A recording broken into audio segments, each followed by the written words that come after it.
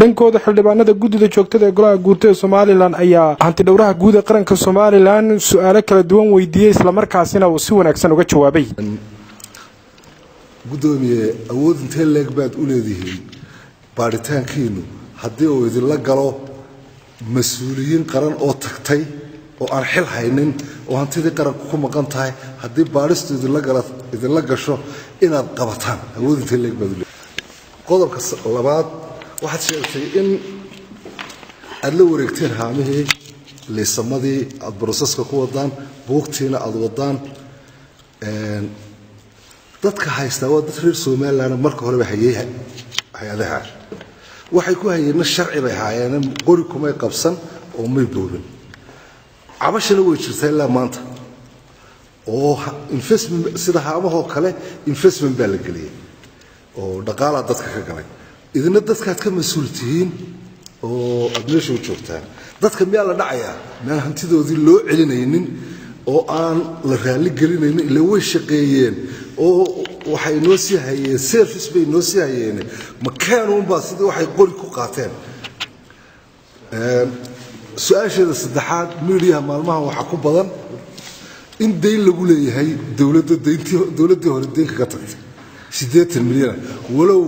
baarlamaanka mas'uuliyiinta baarlamaanka guddida dhaqaalaha iyo wasaaradda maaliyadda laba hadallo kala duwan sheegeen maxaad ka ogtiin xoogaalaan idinku ka hanti dhowrahaan ku maadsan yahay saddex su'aalood oo muhiim ah oo weydiiyay su'aasha koowaad horta xeerka 76 markaad akhrido waxaad arkaysaa awoodda hanti dhowrka halka la gaarsiiyay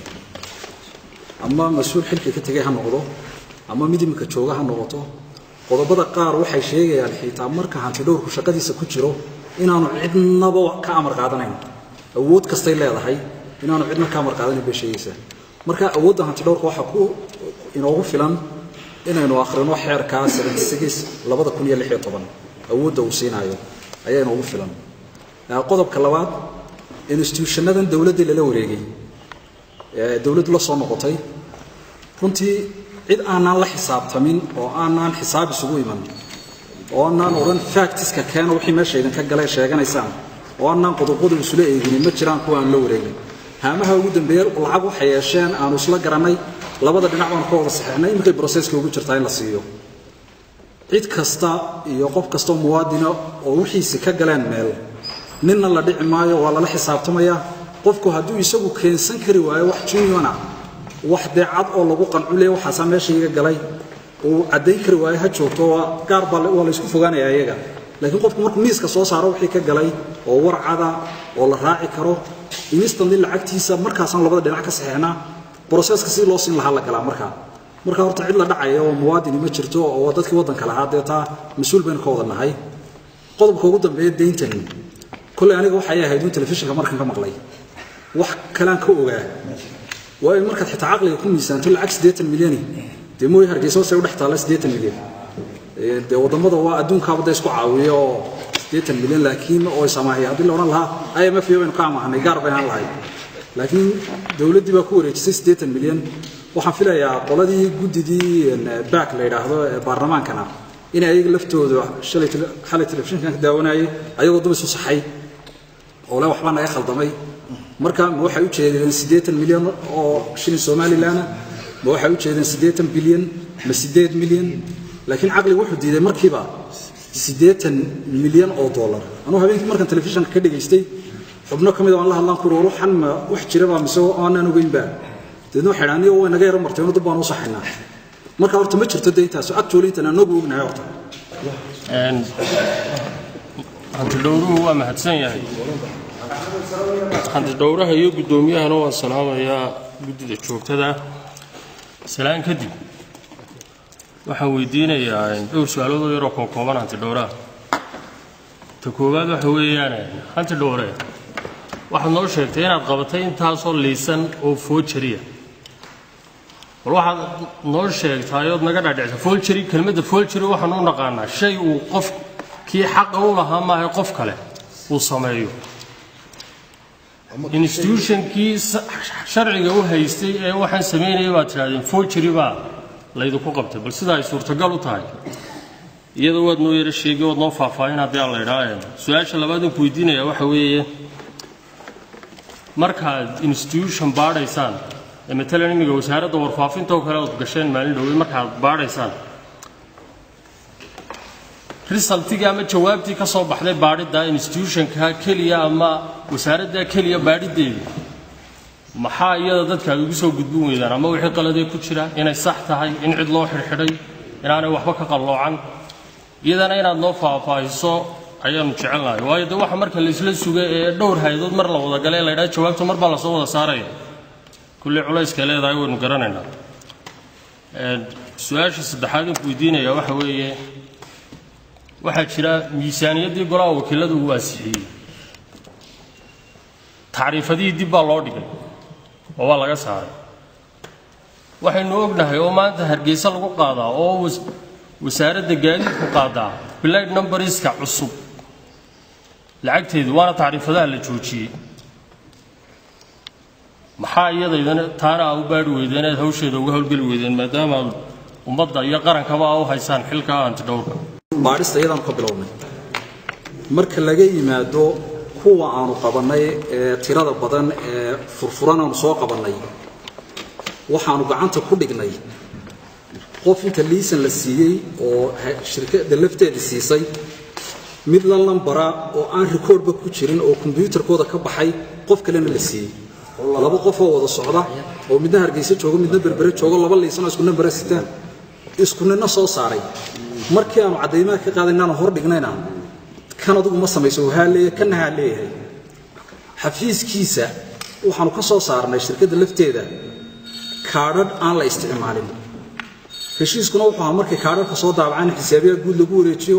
waayo waa documents qiimo lacageed leh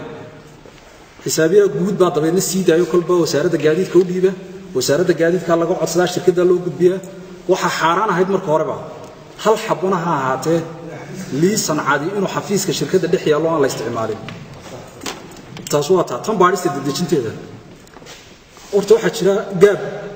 baadhista iyo dadka u dhexeeya caadiga ah dadku waxay u fahmayaan inta maanta la galo in berrina la odhanayo waxaasaa ka dhacay meeshii iminka wasaaradda warfaafintaad soo qaadatay 2008 oo kale intaanu baadhayna waad garanaysaa waa 365 maalmood oo maalin kasta transaction dhacayay waxa laga yaabaa maalintii inay 10 transaction 20 transaction dhacaan waxaa looga baahan yahay qofka antidhowrka baadhaya inuu calaa transaction iyo sharcinimadiisa iyo documentiska ku go'ay iyo buugga uu galay iyo sida lacagtii loo qabtay iyo halka lagu xareeyey iyo halka la mariyay inuu transaction ka eego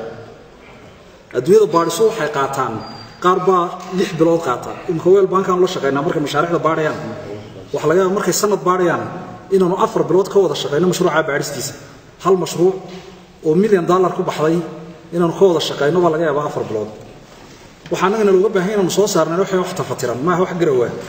markan wixii soo saarno waa inaanay ku noqosho lahayn caddahay warkeedu marka la yiraahdo nin jooga Ingiriiska ayaa mushaar qaado waa inaanu isagii statement ka helno emailkiisa helno telefonkiisa helno verification iyo caddayn ku sameeyno laakiin aanu qofkii aanu baadhaynay isagana dulmino maaha oo dhahno waxaan xay kala durugtay markiiba laakiin aanu isagana xuquuqdiisa ilaalino xuquuqda baadhistana ilaalino danta guud ee qarankana ilaalino isku waafajinaa marka ama 4 bilood ha qaadato ama 5 ha qaadato maalinta noo dhamaato ayuunbaa natiijada soo saarnaa maanta aan ku baarnay markasta ama goob kasta oo aanu baarayno waxaan ugu raacnaa nidaam sharci ama procedure baan ma aanan ilaa imika la kulmin haddii aanay jirin wax suuq madow lagu sameeyo taana waxa weeyaan mas'uulka ama xildhibaanka guddiisa xaq baa ka saaran ma aha ilaalinta hantidu qaranku inuu mas'uul ka yahay hanti dhowr guud oo kaliya muwaadin kasta oo Soomaaliland u dhashay waxa waajib ka saaran yahay inuu ilaaliyo hantida qaranka haddii aanay waxaas ahayn wax sharci ah oo xildhibaan aad ogtiin waxa inaad halkiisa ku joojisaan way waa sharci darro runtii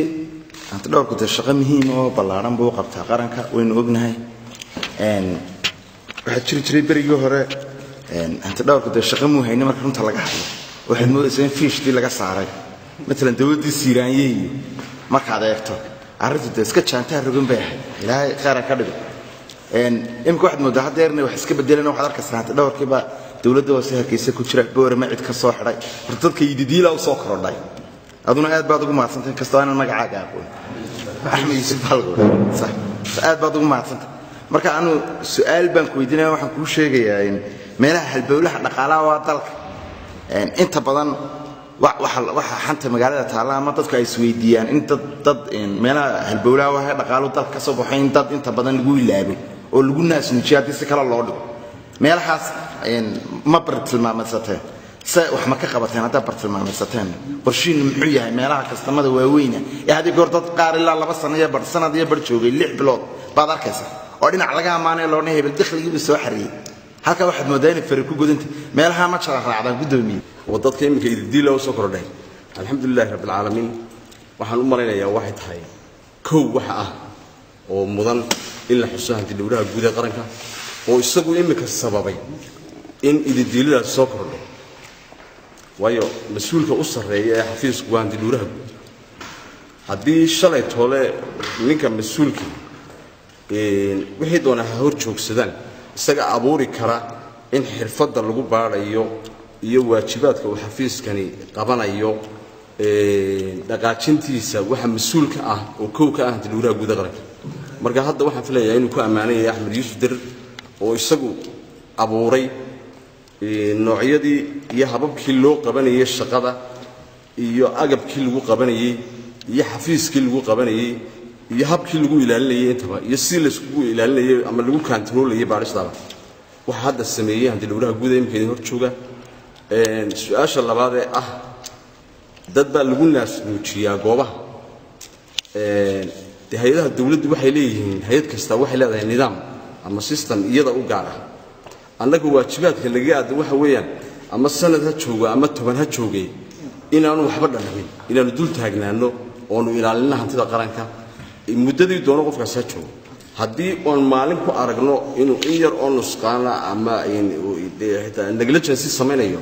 waajibaadka laga aad waxa weeyaan marka talaabo ka qaadno inta laakiin nidaamku uu halkiisa taagan yahay wax xaq u leh isbedelkeeda iyo kala isku wareejintoodaba institution ka tirsan horta sidoo sheegay institutionku isaga ka mas'uula internal controlkiisa cidda uu geenayo iyo cidda uu ka qaadayo kama mid aha mandate-ka xafiiska antidhowrka waxa kale oo jira inaga lafteena nature baa dadkeena iskaga abuuran markasta qof waa inta qof xitaa naco kooranaya kaas waa ka meesha rogay laakiin anagu waxaan ku shaqeynaa facts ka inta badan